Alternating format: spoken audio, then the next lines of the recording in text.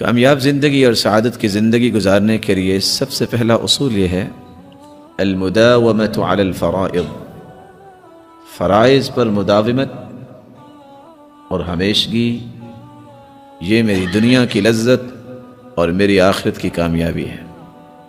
یہی وجہ ہے صحابہ کرام کی زندگی میں سب سے واضح ترین پہلو جو ہمیں ملتا ہے وہ ہے فرائض کی پابندی۔ عمر رضی اللہ تعالی عنہ جب گورنروں کو اکٹھا کرتے تو سب سے پہلی بات یہ کہتے ان اہم امورکم عندی الصلاۃ، آپ کی ذمہ داریوں میں سے سب سے مہم کام جو میں تجھ سے مطالبہ کرتا ہوں وہ نماز کا مطالبہ ہے۔ جس نے نماز کی حفاظت کر لی اور اس پہ مداومت کر لی، عبادت کے پہلوؤں کو خوبصورت بنا لیا، اس نے صرف نماز کی حفاظت نہیں کی بلکہ پورے دین کی حفاظت کر لی۔ اس لیے عمر رضی اللہ تعالیٰ عنہ یہ بھی کہا کرتے تھے من ہانت علیہ صلاۃ کانت علی اللہ اہون، جس شخص کے نزدیک نماز کی وقعت ختم ہو جائے اور پرواہ نہیں کرتا، ایک تو اس نماز کی بھی وقت اللہ کے ہاں نہیں اور اس انسان کی بھی وقت اللہ کے ہاں ختم ہو جاتی ہے۔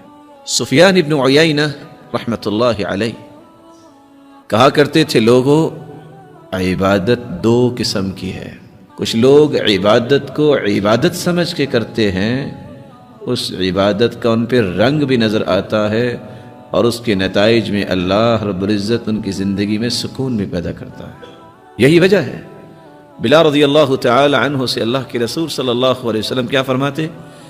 ارحنا یا بلال، بلال اذان کہو، تکبیر کہو، کچھ سکون مل جائے۔ وجعلت قرۃ عینی فی الصلاۃ، میری آنکھوں کی ٹھنڈک اللہ تعالیٰ نے نماز کو بنا دیا ہے۔ اور آج اگر کوئی امام سجدہ لمبا کر دے، یا صبح کے بارے میں سنت یہ ہے کہ 60 سے 100 تک آیتیں بھی پڑھی جائیں، اگر کوئی لمبی نماز کر دے تو پیچھے کھڑا انسان بولتا تو نہیں، وہاں لفظ تھے ارحنا یا بلال، بلال کچھ سکون دیجئے، اذان کہیے، یہاں بولتا تو نہیں، سوچ رہا ہوتا ہے انقذنا یا امام، اے امام ہماری جان چھڑا دو، آئندہ اس مسجد میں نہیں آئیں گے۔ اس شخص کی عبادت کا یہ حال ہو، اس کو زندگی میں سکون کیسے ملے گا؟ اور ایک عبادت ہے روٹین، آئے چند لمحات اپنے بازو اٹھائے اور رکوع میں گئے اور سجدے میں گئے، کچھ پتہ نہیں کیا پڑھا، کچھ پتہ نہیں کیا میں نے مطالبہ کیا۔ یہی وجہ ہے کچھ قصے انسان کو سبق دیتے ہیں۔ عصر کی نماز امام نے پڑھائی، 3 رکعتوں کے بعد سلام پھیر دیا، انسان ہے بھول جاتا ہے، پہلی صف دوسری تیسری کوئی نہیں بولا، پیچھے سے آواز آئی جناب 3 رکعتیں آپ نے پڑھی ہیں۔ اچھا بھائی آپ کو کیسے پتہ چلا؟ پہلی صف والوں سے دوسری تیسری سے پوچھا، سب کہتے ہیں نہیں 4 پڑھی۔ اچھا جی آپ کو کیسے پتہ چلا؟ کہا پتہ کیسے چلنا ہے، میں ہر روز عصر کی نماز پہ 4 رکعتوں میں اپنی 4 دکانوں کا حساب کرتا ہوں، میری ایک دکان بچ گئی ہے۔ اس کو یہ فکر نہیں ہے کہ میری 4 رکعتیں نہیں ہوئی، اس بیچارے کو وہ کسی اور زاویے میں زندگی گزار رہا ہے، اس کی ایک دکان بچ گئی ہے۔ اور ان تینوں کو بھی پتہ نہیں چلا، کیوں؟ روٹین ہے۔ عبادت سمجھ کر جو عبادت کرتا ہے، سفیان ابن عیینہ کہتے ہیں جو عزت نہیں کرتا عبادت کی، وہ عبادت کا حق ادا نہیں کرتا۔ وَمِن تَوْقِيرِ الصَّلَاةِ أَن تَأْتِيَهَا قَبْلَ الْإِقَامَةِ، اور نماز کی عزت و توقیر کیا ہے؟ تم اقامت سے پہلے آؤ، تم صف میں کھڑے نظر آؤ۔ صحابی کہتے ہیں اپنے بیٹے سے ادرکت الصلاة معنا، تم نے نماز پڑھی ہمارے ساتھ؟ قال نعم، نماز پڑھی۔ قال ادرکت التکبیرۃ الاولی، تکبیر اولا تم نے پا لی؟ قال لا، تکبیر اولا نہیں پا سکا۔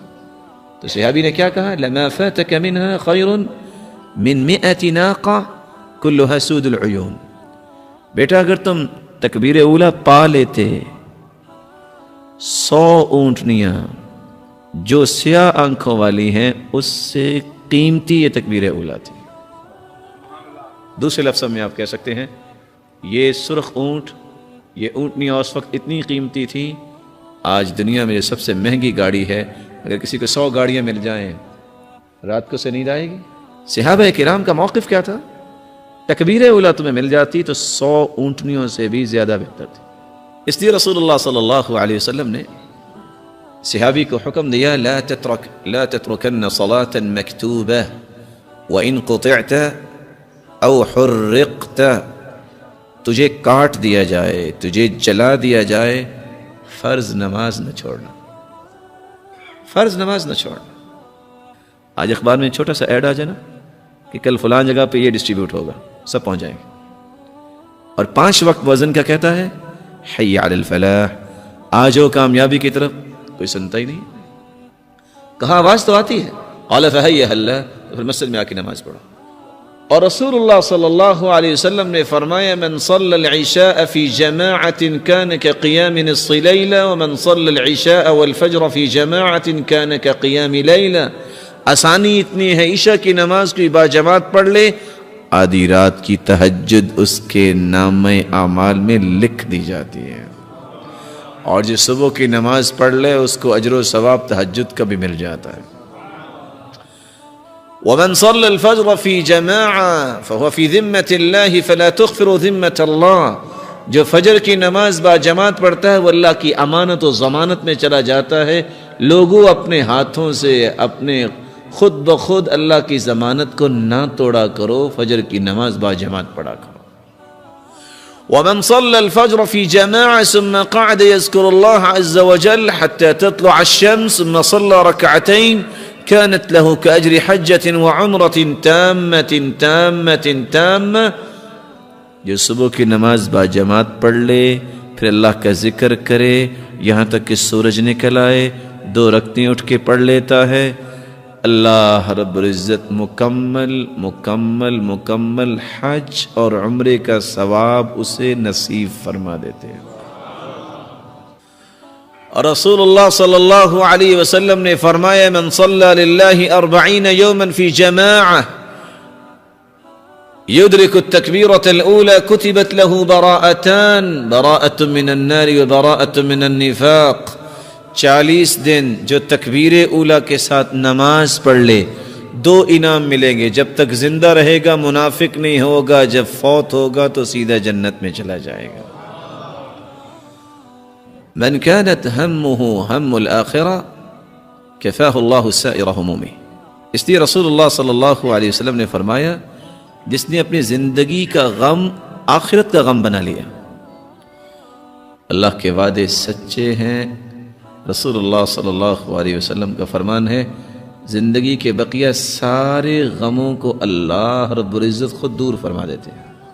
ومن كانت همه الدنيا، اور جس کا غم دنیا کا ہی بن جائے، اس کو آخرت کی فکر نہیں ہے، لم يبال اللہ به فی ای اودیتها ہلک، اللہ تعالیٰ کو ایسے انسان کی پرواہ ہی نہیں جہاں چاہے مر جائے وہ۔ کیوں؟ اس کو اللہ رب العزت کی عظمت کا اعتراف نہیں۔ اللہ تعالیٰ کو بھی ایسے انسان کی ضرورت نہیں۔ اگر آپ چاہتے ہیں کہ آپ کو اسلام سرچ کے نیو ویڈیوز کے بارے میں اطلاع ملے تو آپ اسلام سرچ کے چینل کو سبسکرائب کریں، موبائل یوزرز سبسکرائب کریں اور بیل بٹن دبائیں۔